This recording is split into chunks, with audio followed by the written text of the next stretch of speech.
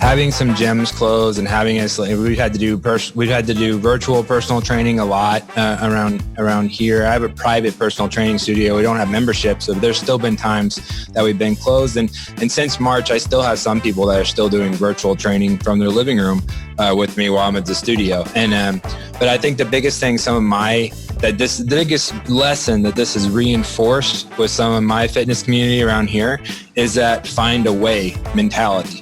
And so in fitness, they've made fitness important to themselves. And so when something like this happens and we're not able to go to the gym, we're not able to meet with our personal trainer, and we're having to we'll have to do our workout at home. And so things look different. You can either use that as an excuse to just skip it altogether and say, I can't do it, or you can find a way. So you can either find an excuse to get out of it, or you can find a way to make it happen the way you have it. And so, and being able to see all of my clients and the people in the fitness world around here learn how to take that find a way approach and to find a way to get my workouts in still, find a way to train my clients still.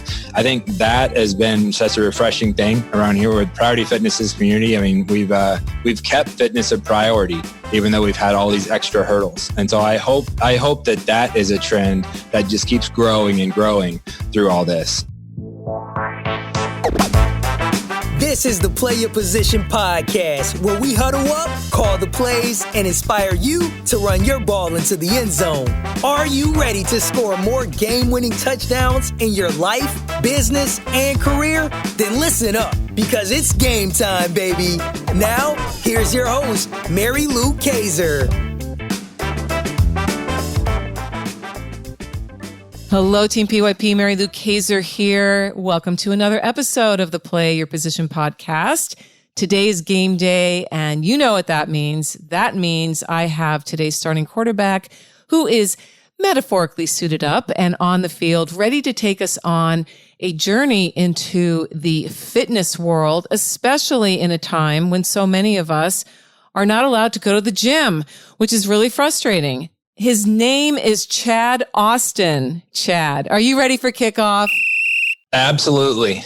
Yes, I am so ready too. So here's what I know about Chad, guys. He is a personal trainer, speaker, and the owner of Priority Fitness in Overland Park, Kansas. Priority Fitness's name was inspired by Chad's best-selling book, Make Fitness a Priority: How to Win the Fight Against Your Excuses, which, by the way, is a great title. Chad is passionate about helping people in all stages of life reach their fitness goals, and he is an expert at assisting his clients in making changes that lead to long-term success, not just temporary success. So, guys, I think you're going to already get the flavor here. We are going to be talking all things fitness, but more importantly, what it means to be a leader in the fitness industry today. So, Chad, officially, welcome to the show. Thank you. Thanks for having me. Yeah. So my first question right out of the gate is, as today's starting quarterback, you have a unique view of what is going on out there. And first of all, I would love for you to share with us when you first got the call to leadership, Chad, and then what is it like to be a personal trainer right now? Well, first, I'm a little concerned if I'm the starting quarterback. Being from Kansas City, that means the best quarterback in the league just got hurt. So I'm oh, Patrick Mahomes. Yeah. But I'll just embrace it and be happy about it. I'm a huge Chiefs fan, so yes. But my call to leadership, I think it has come several times in my life. Sometimes you get so many signs that it's almost like you're not hearing them, so then they start being shouted at you. Yeah, true. But I'm definitely for personal training, I've evolved definitely as a personal trainer over the years. I've been a personal trainer in Kansas City for about 15 years now, and my Make Fitness a Priority, the studio kind of came as I evolved as a trainer and really kind of learned what the true purpose I feel like a fitness professional has. And so I think when you're a personal trainer, especially when you're getting started, you realize right away, I mean, everyone that comes to you, I mean, not only are they wanting instant gratification, they're wanting fast results, but they're fueled by short-term motivation. And so there's something coming up in their lives that has made them want to get in shape right now. And in the first part of my career, I helped so many people reach those short-term goals. But I realized right away, if you don't take some time to look past that, then as soon as that event or that moment that they're training for to get those fast results comes, then so does all their motivation leaves when that event is over. And so it led a lot of my clients early on to get some fast results, but only to see it just be temporary. And so the brand, my Make Fitness a Priority brand, and what Priority Fitness means is it means that to end your story and just to change your story in your mind. And so instead of fitness being something that you never have time for and you're always going to get to later, to make it just important always as you do your family, your career, your faith, and all the other big priorities in your life. And just by helping people change their mindset about fitness, so it's not something that they don't have time for now, but realize that they're really giving themselves a disservice by not making time for it, because if they do, all the other aspects of their life will get better. And so I think as I've evolved as a trainer, realizing that and realizing that I can be a leader in helping change our mindset and what we do as leaders in the fitness world, that's definitely a big moment. I've kind of turned into a leader in the fitness world. Mm-hmm. Yes, that distinction is important, because not everybody who's in your line of work thinks that way. They're happy to just keep the short-term goals coming, because it's turnover. It's just more people coming through the door. Well, we are there. I mean, I would go as far as to say is that the weight loss industry is one of the shadiest industries there is. And I mean, the fitness professionals, even no matter how good you are in personal training, we're still fighting a tough fight right now, because the fight is our desire for our clients to get long-term success, but then our clients' desire to get instant gratification, because there's so many predators out there with weight loss scams, weight loss products, and there's always new stuff all the time. And when you're promised fast results with little or no effort on your part, I mean, even the smartest person's judgment can get a little clouded. Yes. Interesting that you point out the ever-changing landscape of opportunities to get results quickly, that come, and especially with the internet and social media, how easy it is to pass that stuff around. Have you seen an impact on when clients come to you for the first time? Are you pretty much aware almost immediately, oh my gosh, this person has fallen prey to some of these predators? Yeah. And I mean, I have. I mean, so I think most of us have or have been guilty of, trying to find or doing things to get us results fast. And so, I mean, I mean, it's our deep desire we have to look and feel better. I mean, we all have it. And so it makes us easy prey for these kind of things, for instant gratification. There's so many choices out there where, I mean, if we could get the faster results we can get, the better. And so it's hard to kind of change your mindset that it's going to be better off for you just to be more consistent and developing good habits, because it takes longer, but it's going to be withstanding. But yeah, I mean, I see it all the time, but I mean, there's definitely no judgment. And it's more of a lesson that I think I want to be able to teach people, because we're all guilty of it from time to time. There definitely should be no shame around it. Mm-hmm, definitely not. So what are your thoughts about eating the occasional donut? Yeah. Well, I have a chapter in my first book I wrote that's called "Be a Donut Slayer," how to be a donut slayer. And so, okay. and it's my first book is kind of about overcoming excuses. And so there's what the donuts are. Well, see, when I was wrestling, I was a college wrestler for a while, and our wrestling coach, he always talked to us about dragons. And so you can think with dragons in the wrestling world as a college athlete, it's all the things that can get a 19-year-old wrestler in trouble or get them off track of having a great season. Where there's so many things you could probably think of that could be considered dragons. But in the fitness world, what I call donuts, these are, I mean, there's a lot of excuses that we can come up with all the time that we can, when we're setting a new workout plan, we can kind of prepare for them because our track record knows they're coming. We know that these things are going to trip us up, so we can prepare for them. But the donuts are the curveballs that we can't predict. We don't know they're coming. And so whether it be like the it's raining and you're planning on going for a run that morning, but it's pouring rain. And so you have to kind of change your plans, or you're planning on working out after work. And then you get a call from school that your kid is sick. And so you need to come and take them home. And now you're working from home. So the curveballs that are thrown at us, and we're not able to, and we have to kind of adapt to them on the fly without a plan in place. And I call them the donuts because to me, donuts can be the best thing in the world, or they can be the thing that would just completely derail me from my nutrition plan. And so it just depends on how you approach it and what mindset you have when you go after it. It can be the best thing. It can be the worst thing.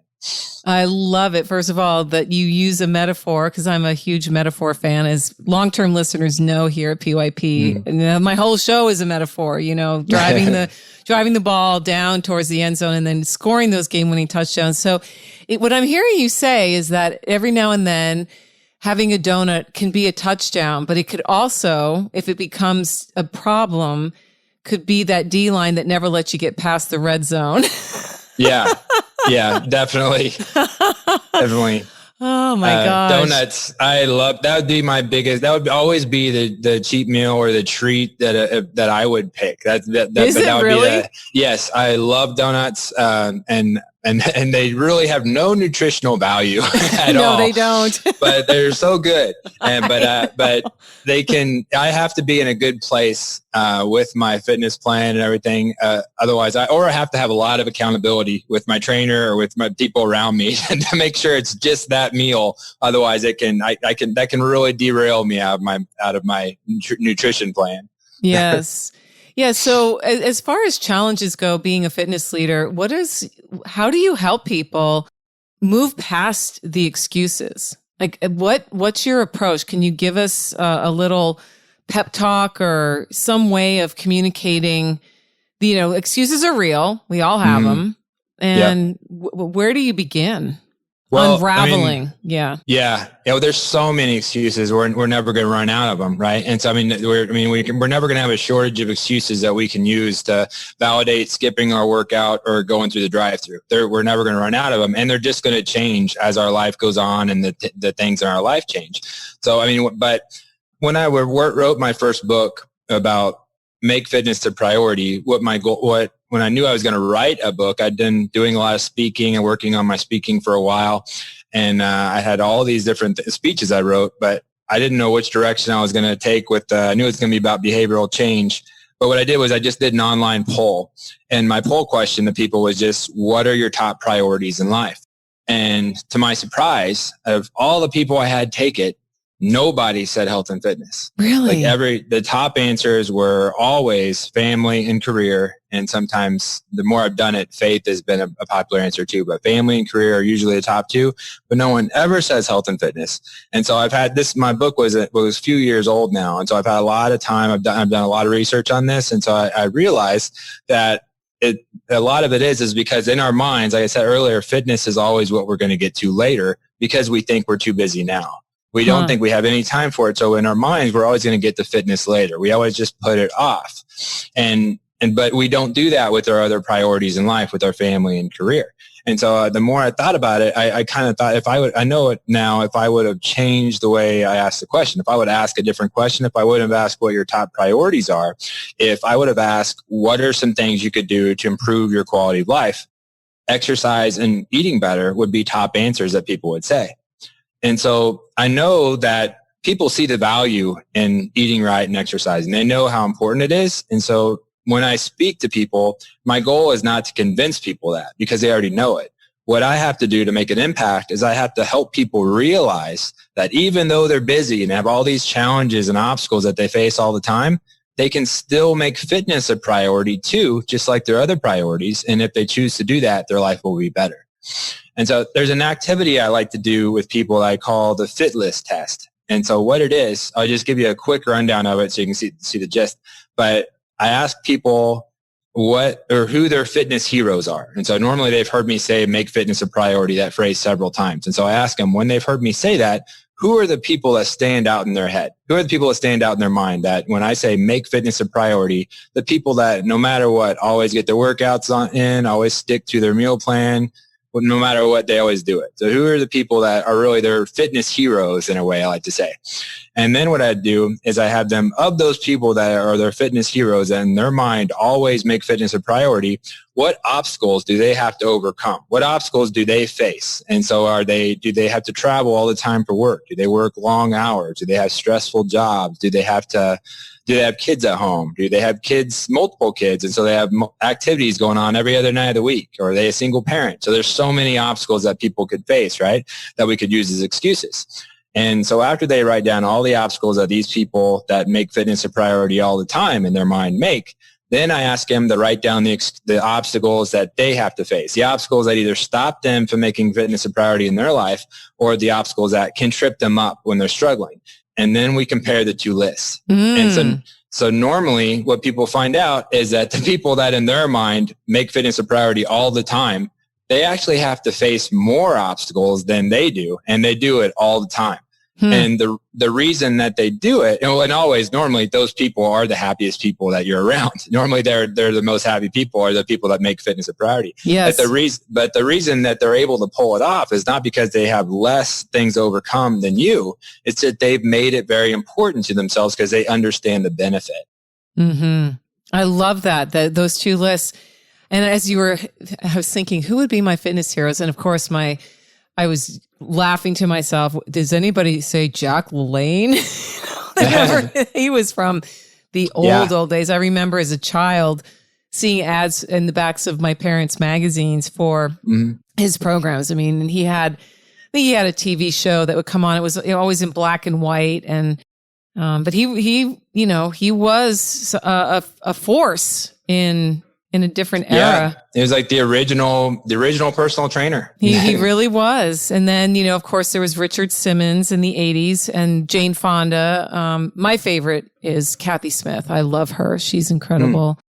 I don't know if you know her. She's built an empire on just making fitness a priority in her own way. I like her already. Yeah, she's great. So, and I like how you help your clients just right out of the gate address the mindset piece, because it comes down to that. It has nothing to do with capability in terms of anybody can become fitter, but you have to choose it. You have to choose it. Yeah. And no one can do it for you. That's the thing. It's got to be something that you decide to do. Absolutely. So do you have a personal trainer that you work with? I mean, is there a personal trainer for the personal trainer? Yep, there is. I have I have other personal trainers that train here. And so actually my co-author on, my last book that's out now, she's kind of my collaborator on everything now, but she started out as a client of mine and then made a career change to be a personal trainer. And now, she trains me also. She's been training me for about a year now, I think. About a year and a half, maybe. But yeah, I love having a personal trainer. And so I've gone in spurts where I've been without it, and I don't ever want to be without it again. Yeah. So true. So true. What is your latest book? What's the title of it? It's 30 tips to make fitness a priority. I kind of have a series going now. So yeah, I have three, good. I have 3 books, and they all have a title, Make Fitness a Priority, but the subtitle is different. The second one is a 6-week workbook that you can go through and just on your own to kind of help you. It's designed to be the first 6 weeks of fitness being a priority. So it just kind of helped you figure out how fitness fits in your life to get a plan. But the one that's out right now, that just became a bestseller a little bit ago, but it's on 99 cents right now on Amazon. It's 30 tips or Make Fitness a Priority, 30 tips to elevate your life through fitness. But it's designed with the mindset that if you try to change too much, you change nothing. And so it's just 30 tips. And the advice is just to take 1 tip a day, 1 tip a week, however suits you, but just to try to master one thing at a time and to make them long-term habits. And right. That's the key is I love Make Fitness a Priority. It's such a great title. It says everything. And you know this from personal experience, as do I, is once you've made the decision to make anything a priority, it will suddenly happen. Yeah. There's no even looking back. There's no question. It's only when we're confused or have what you opened our conversation today with, those short-term goals. And then you're like, and then I can go just completely. I never understood that. People who would they work so hard for maybe a month to tighten their abs or lose a little bit because they want to get into a dress or go to a reunion. I mean, we can think of all the reasons that people would want to really look amazing. And then they just abandon it. It's like, why wouldn't you keep going? Yeah, it's a habit that happens to us so much. I think the main reason it happens is just because we never take the time to ask what's next. And so we never have a plan for what's next. And if you don't have a plan for what's next, what's going to happen is the only thing you planned on is you worked hard enough for a break. And so you're going to take a break, and then that break ends up being nothing. But when you don't, and you deserve a break. I mean, no one it can handle working that hard forever. Even the top athletes in the world, they have seasons. And so they have in-season, preseason, off-season training, but they always stay consistent and stay to their program because they already know what's next. They have what's next mapped out for them before they get to it. And so if you don't have that kind of a thinking ahead of what's next, what are you going to do next, then the only thing that's going to happen next is you're going to take a break. And then that's when you fall off track. Yeah. You lose all that momentum. It's hard to, once you have momentum at your back, it's so much easier to keep going. Even though you're going to get tired occasionally and you need to take the rest, but it's calculated. It's calculated rest. It's intentional rest, and all good stuff here. I would love for you, I'm sure, Chad, at times you have had experiences where things did not go according to plan. So from your experience as either a personal trainer or just as a human who has committed to fitness, throughout your life, tell us a story about a time when you found yourself playing out of position. You were metaphorically sacked, intercepted, or you fumbled the ball. What happened? And then how did you recover?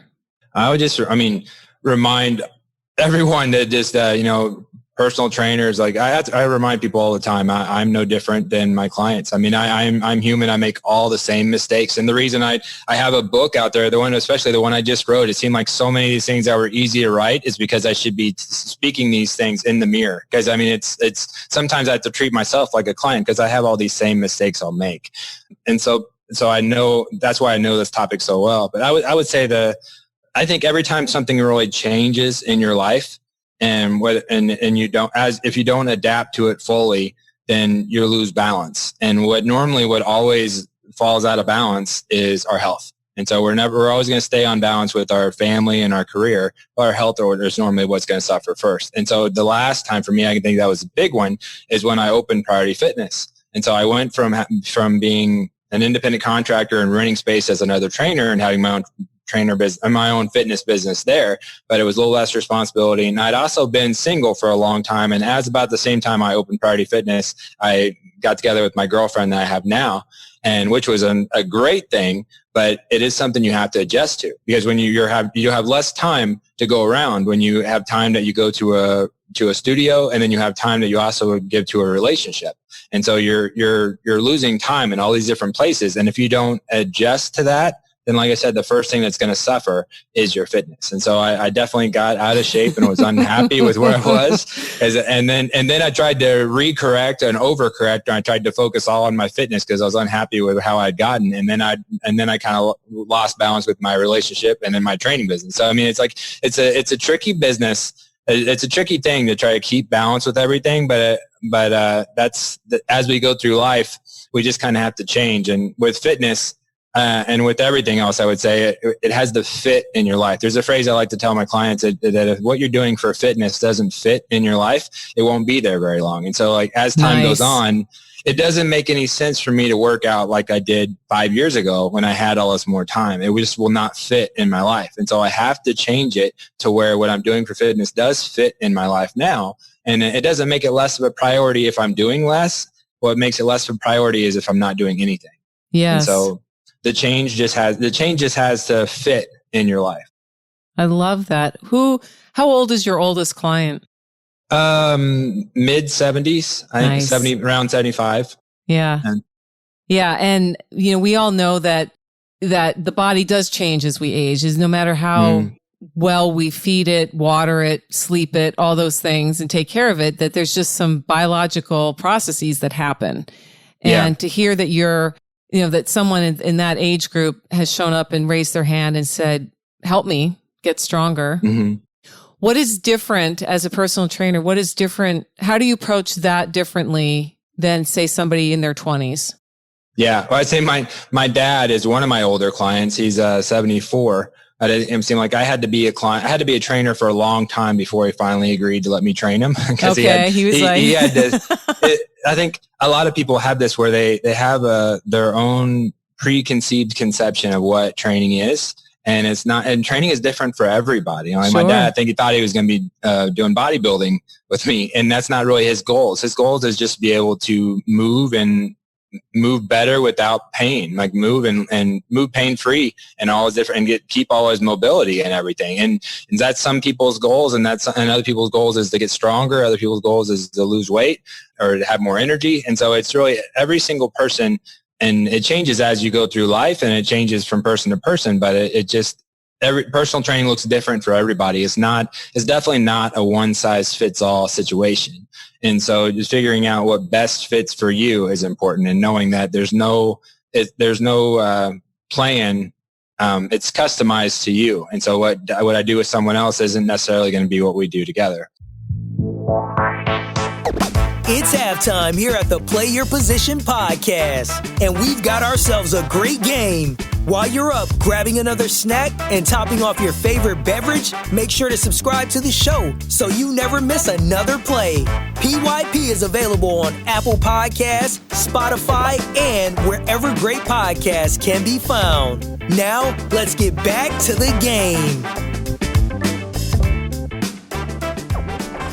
What are your thoughts about the different kinds of nutritional plans that get marketed or have been popular over the years? There was, back in the day, there was Atkins. Now we have paleo and keto and plant-based and on and on and on. I mean, is it similar to what you just said? It's really, you've got to find what works best for you, because, some people can eat enormous amounts of calories and garbage, and they don't get heavy, but they're fat on the inside. I mean, I've heard that. And then there's people who literally walk past a piece of chocolate and feel like they've gained 20 pounds. I mean, I've heard people say that too. Do you, as part of your personal training, do you work nutrition into the conversation? Yeah, I do. And that's different for everybody too. I always start with kind of guidelines and teaching things and so starting with the base, and I try to make majority of people, is different for everybody, but I think a high percentage of people, when they come to a personal trainer, and if they haven't done a lot of fitness in the past, then I think the higher percentage of people in the US, they eat 2.5 times a day. And so that they'll go through a routine where they'll skip breakfast, and then they'll eat something before lunch, or if they do it's light, and they'll eat lunch, and then maybe they'll have a snack in the afternoon. And by the time they get home after work, they're starving because they haven't really ate throughout the day, and they'll eat a really big dinner and then go to bed.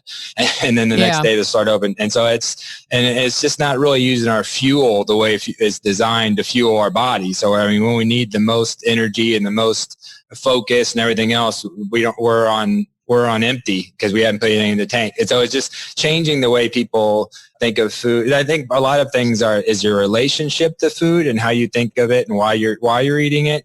But then also it's just, I think with everything that's out there, all the different choices of how to eat and how to lose weight, I always think a diet, the word diet is never great. I think a diet. It's like the word budget. I think diet and temporary are synonyms. I think a diet, you're never going to do a diet forever. No. And so I think you should look at what you do for food. I mean, if your part of your goal is to lose weight and you kind of have a plan of what's next, then that's different. But if what you're doing for food isn't something that you can do long term, then it's not a good fit. I think I like to think of it as more as learning how to eat healthy and learning how to eat what that's going to give you, that's going to improve. If you eat this, are you going to get better? And so that's kind of a good mindset to have. Mm-hmm. But getting rid of the processed food and having people eat more what's real food, and that's kind of a first step. And getting people to eat breakfast, lunch, and dinner, getting people to get more sleep, getting people to be hydrated. Mm-hmm. And so I kind of start there and scale it up. Sure. Well, thank you for answering that, because we're both have lived in this country, America, for long enough to see diets come and go, and at the end of the day, it's what you said. It's a temporary fix to really what should be a lifelong approach. And I want to circle back to the donut equation, because it's having a donut or a piece of chocolate pie or chocolate cake and apple pie is not going to be the end of your life if you calculate it into the big thing, the grand scheme of things. And I have known people. I mean, I was a college athlete, and there were, granted we were young and didn't have the maturity yet to put things into perspective the way you do as you get older. But I just saw so many of my female, colleagues, if you will, fellow athletes, obsessing over, oh, I ate a chocolate bar. And then they felt like they had to go work out for 4 hours, right? Or they that level that's also not sustainable. And food is meant to be enjoyed. Mm-hmm. Yeah, I was a wrestler in college, and so we had to make weight and everything. And so I definitely gotten some bad eating things bad eating patterns in my life and as a trainer, I have too, if I've gotten off track. But as a trainer, it's a lot of pressure to keep a really fit figure and everything. And so, I've definitely gone in a lot of bad habits in my relationship to food and the way I eat and patterns. And so, it happens. And so I thought mistakes happen. We're all human. And so and it's not the end of the world if you have something. I like to practice. You should, and you definitely, if you do it, I think the best habit to get into a cheat meal is remember you did it intentionally, that you're intentionally giving yourself an award. You're intentionally eating this food that you love. And it should not be any kind of shame around it at all. And that's something I'm still working on. I hated if I had a cheat meal and I was eating something bad, and I would be so nervous that people that know me as a trainer is going to see me like I'm doing something wrong, and I'm not. They caught you at the donut shop. Right. They're going to call me out for eating donuts. Yeah. There should never be any shame around what we eat. And if you do mess up and eat something you didn't intend to, know that failing is part of fitness too. No one's perfect. You're going to make mistakes. And it's just about what my dad always said when I was growing up, and whenever we made mistakes in something, he always said it's what you do next that count. I think I love that too. And it's something that stuck with me forever. I always say that with my clients, it's what you do next that count. And I think what the main reason it hits home with nutrition is because what we love to do is if we plan on having a cheat meal and then it derails us and it becomes a cheat, instead of a cheat meal, it becomes a cheat day. And then we're like, already blown it. I'll just start Monday. And so it becomes a cheat weekend. And so we have this pattern where we keep justifying making it worse. Yes. And that's part of what we do. We beat ourselves up and then we just already blew it. I'll wait until later. And so it's keeping that mindset that it's not the end of the world if you make a mistake, and you should not be beating yourself up about it.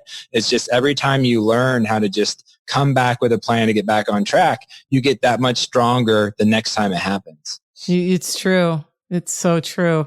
Intention is everything with fitness, with business, with relationships, with food, all of it. And you sound like you have your head on straight. And I love that you're fallible. You openly admit, I'm not always eating everything that's on, this menu plan, right? Like we all have days when we're just going to overindulge. And so what? Like you said, what do you do next? I love it.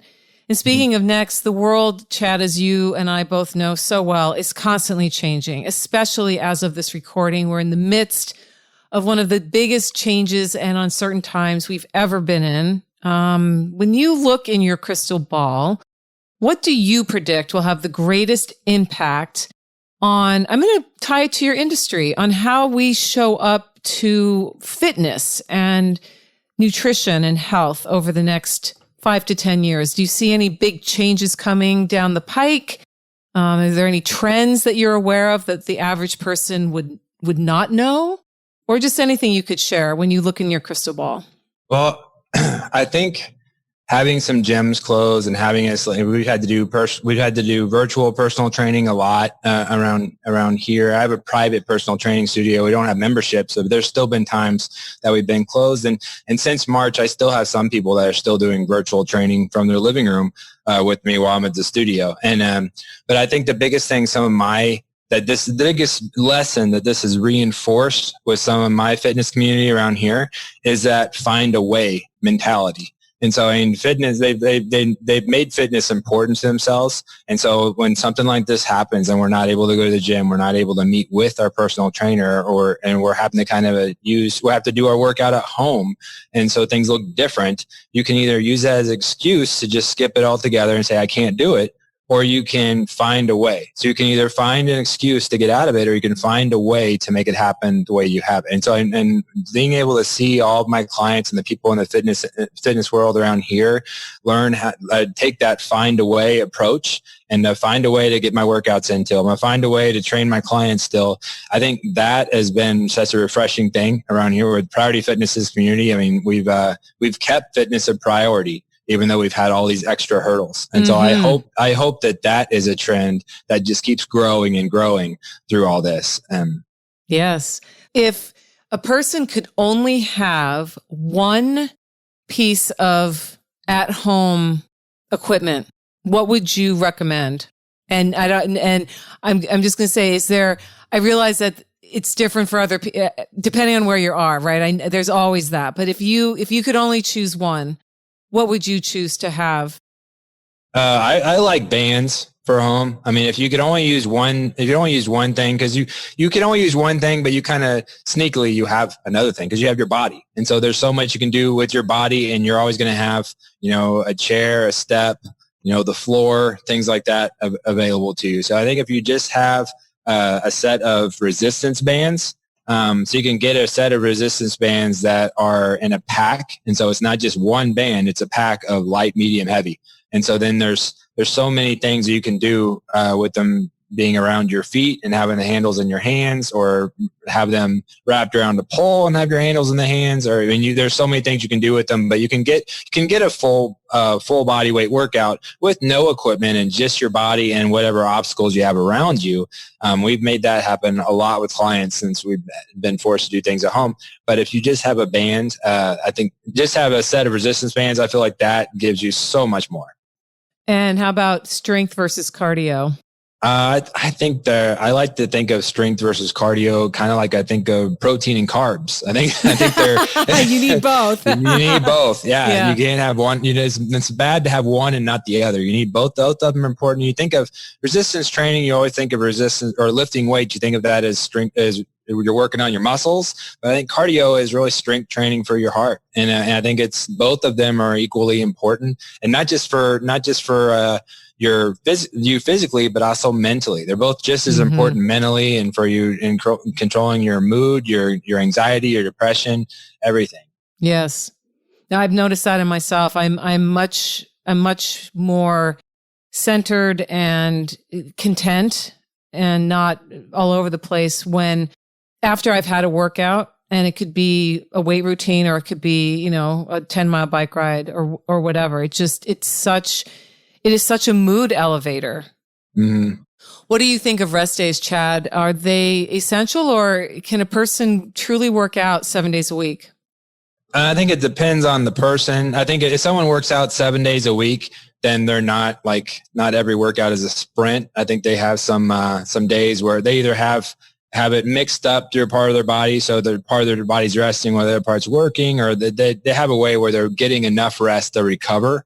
But most people would not be able to handle 7 days a week. Your body needs more rest. And I would not be able to handle 7 days a week right now.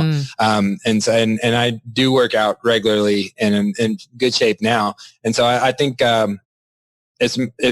this starts with making sure you're fueling your body right with nutrition and hydration, and making sure you're getting enough sleep at night. And the better you do with those things, the more your body's going to recover and be able to handle more that you put on it, more stress you put on it in your workouts. But if you're not getting proper nutrition and you're not getting proper hydration and sleep at night, and if you're already failing on those three things, then you're going to be overtraining much faster. You're not going to be able to have the energy to have 3 days a week of workout, let alone 7. And so I would make sure you're always focusing on those. If you're feeling tired during the week and you're not feeling like you're wondering if you're overtraining, then I would first look at your nutrition, your sleep, your hydration.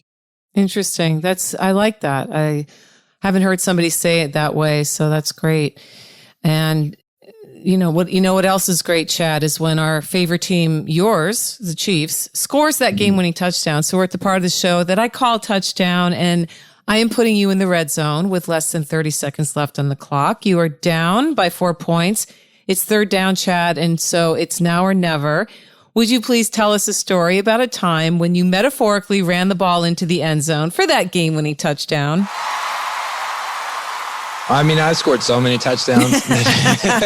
I would think this last book that I'm really proud of it. And my co-author is now my collaborator in fitness and everything I do in fitness, I would say. But we have a good mix of fitness lessons, but I'm really proud of it. And as we put it up there, we got 500, we've got 5,421 downloads in the first 4 days it was available for free. And so when we did the math, that's 1,333 yards. So that's more yards than Travis Kelce got in our Super Bowl winning season last year. And I love it. It's 3/4 of a mile. And so so we're searching now as our book is 99 cents, and our paperback book is available now. And that is all the profit we make from the paperback book is going towards a local charity here for kids. So the Love Fund, it's called, to help with getting back to school and being able to whether it be going back to school or doing virtual. But the Love Fund is helping, doing a lot of work with that right now for kids. And so that's the charity we picked. But the book kind of came around out of nowhere because it was something when we felt helpless when doing everything from home and being quarantined at home, we wanted to do something. And so these tips have been something every Saturday boot camp that we decided about a year ago. We started in the middle of the workout, taking a 2 or 3 minute break to give a tip. Just knowing that if you guys are coming on a regular basis, if you just pick up one thing that you take it home and you incorporate after you leave here, like every 2 or 3 times you come, if the tip resonates with you and you take it, then it's worth it. And so it's just the idea of just being able to not do everything at once, but just add more healthy habits to your life. And so all the books the book is a accumulation of 30 of our favorite ones that we've done over time. And I think it's really started something where every year we'll kind of put out a new volume. But we got a lot of good feedback from it now. It's still a bestseller at 99 cents, but we definitely feel like we got a touchdown with that one. You sure did. I just got it for my Kindle, so I'm super excited for that. Thank you so much for sharing that latest book. And it looks like you've got some awesome reviews, and how exciting. I mean, I can tell it's so clear, Chad, that you are passionate about helping people lead a better life through health and fitness.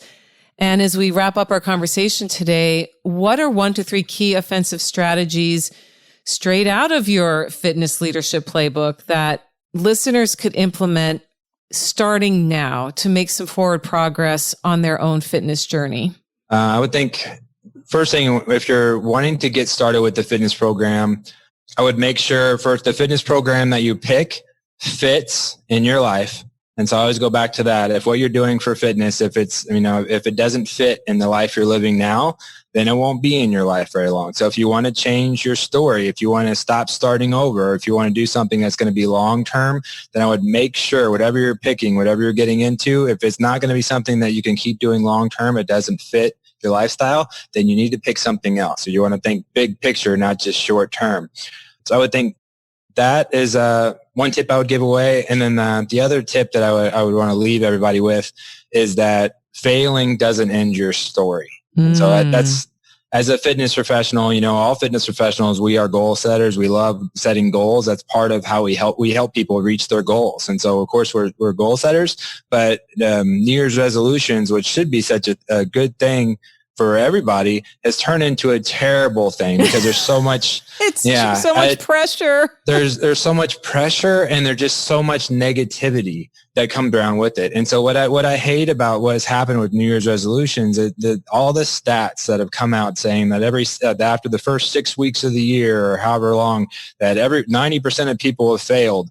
And every time I hear that, I want to say, so what? Exactly. Because everyone fails. Newsflash, everything you've ever done before, you're going to fail. So it really is the stupidest stat. And so in this year, when it comes time to New Year's resolutions, don't shy away from it. Think of it as a reset. That's what it should be. It's a chance for you to get a fresh start. And if you fail at something, that doesn't end your story. All you have to go back to is how are you going to respond? What are you going to do next? It's what you do next that counts. Yes. How are you going to get back on track? You're going to fail over and over again. That's part of making fitness a priority. Every time you get back on track, you get that much better at it. Mm-hmm. It's beautiful. And for people who want to learn more about you, obviously your books are available on Amazon, and I'll have links to those on your show notes page, Chad at pyppodcast.com. But do you have a place, a place you call home on the internet that people might find you? Yep. I'm trying to take over Make Fitness a Priority. And so right now you can pretty much find me everywhere with Make Fitness a Priority. I love it. My website is makefitnessapriority.com. I'm Make Fitness Priority on Instagram, just a dot in between each word. And I'm Make Fitness a Priority on Facebook. Okay. Fabulous. Fabulous, fabulous. And team, I would encourage you to get into Chad's world, because he truly, as you can tell from our conversation today, is passionate about making fitness a priority and doing it in a way that is doable, for lack of a better term. Okay. It's not this grand overhaul of your life where you have to have everything lined up perfectly. You can start today. Start by getting some of those resistance bands. You can buy them on Amazon. If you can go out to a local store that's open and support your local fitness store. I mean, super, super easy. Just make the decision to do it. I love that. And I know you do have a favorite team. You do watch football on Sundays, Chad. Remind us, who is your team? Kansas City Chiefs. Well, ending a 50-year drought this last year. Yes. Oh, it was a great game. That was a great Super Bowl this year. So good. And do you think we're going to have a season? I hope so. I'm a big sports fan in general, not just football. So I hope so.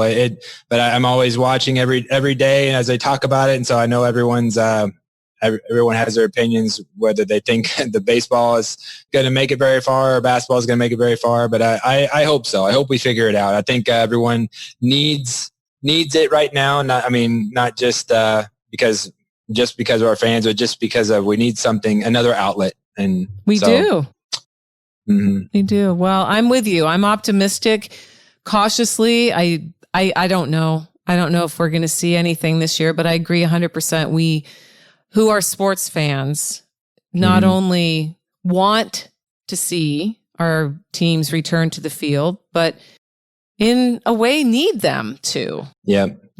So, well, you have been a fabulous guest today, Chad. I have enjoyed learning about you and your mission, your vision, your purpose around making fitness a priority. I can tell the people that get to work with you and train with you are extremely lucky because you care and you want them to succeed long term. And I just wish you tremendous success as you continue on your fitness journey and on your journey as a businessman.